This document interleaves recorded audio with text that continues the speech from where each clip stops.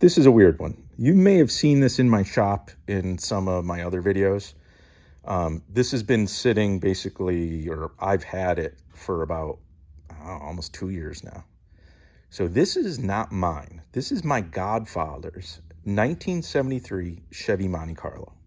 This is a very special car to me, even though you look at it and it does not fit with anything else I own, right? So I tend to be, you look at, I have my 67 Cougar, I have my 69 Mustang back there, so I'm kind of like a Ford guy, right? I got my 2017 Mustang as my daily driver, but I'm also into like weird European stuff, so I got my Volkswagen Corrado there.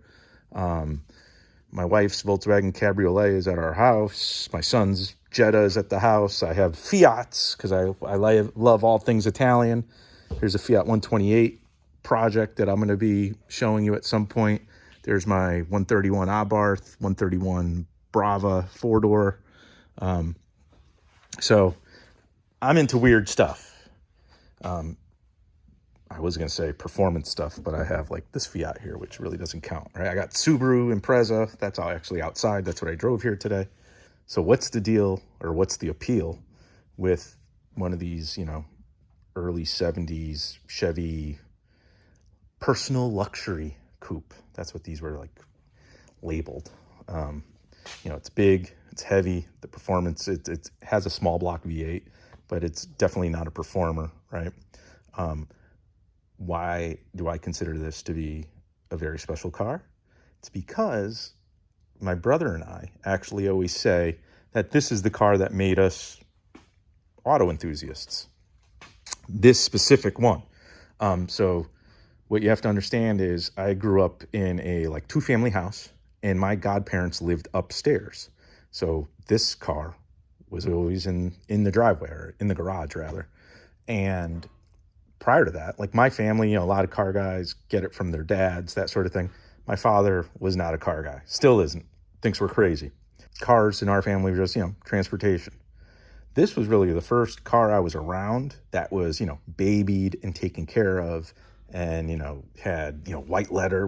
He upsized to 70 series tires with the white lettering, which these tires are rock hard and probably a death trap, but we won't talk about that right now. It had, it was V8 powered, had dual exhaust.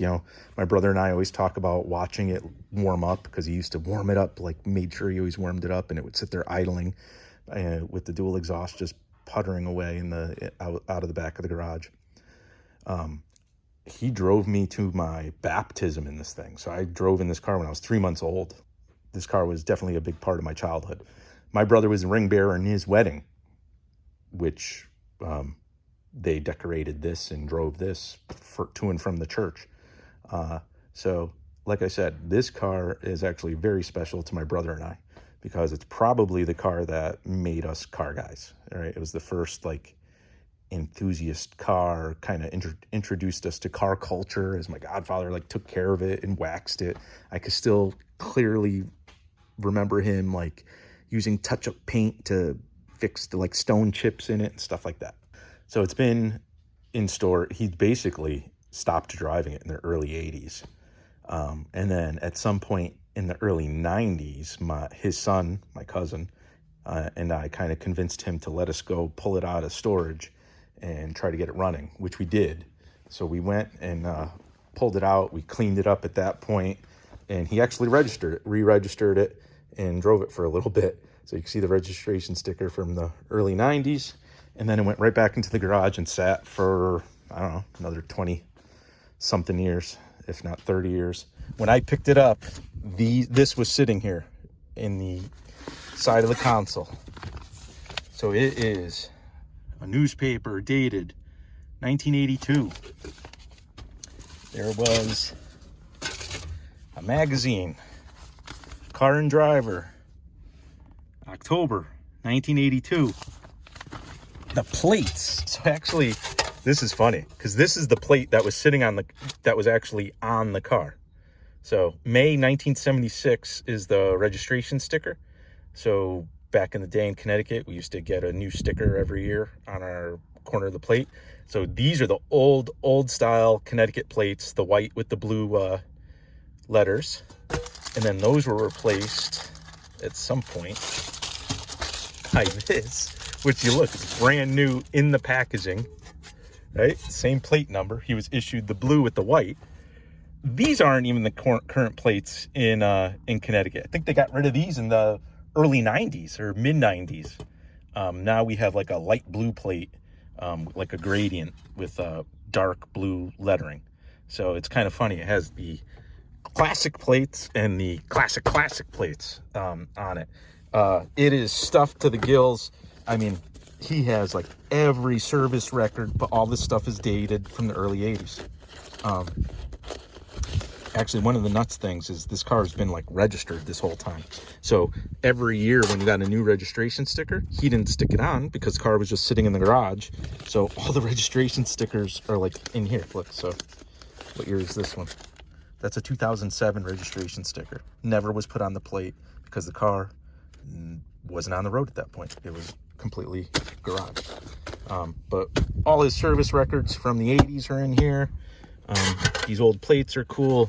That's the trim I already pulled off. Like I said, I just pulled it off to do some testing with like stainless steel polish, see what it came out like. But that's it. So I'm gonna finish detailing the engine bay in this thing, kind of detail the car, do whatever else I can. I kind of want to straighten out the exhaust tips. It's running a little funny, like it backfires and pops. So I'm gonna check like the valves and make sure nothing's sticking or anything like that, and check the timing. But yeah, it's a neat one. Special car. Starts right up. It drives nice, other than the fact that the tires are rock hard from being, well, old. But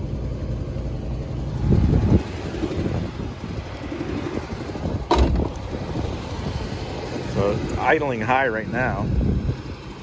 But yeah, so I'm gonna get this thing back on the road and return it to him. Kind of go through it. I want to go through it, do a couple things, clean it up. There she is, 73 Monte Carlo. Stay tuned and you'll see a little more about this car.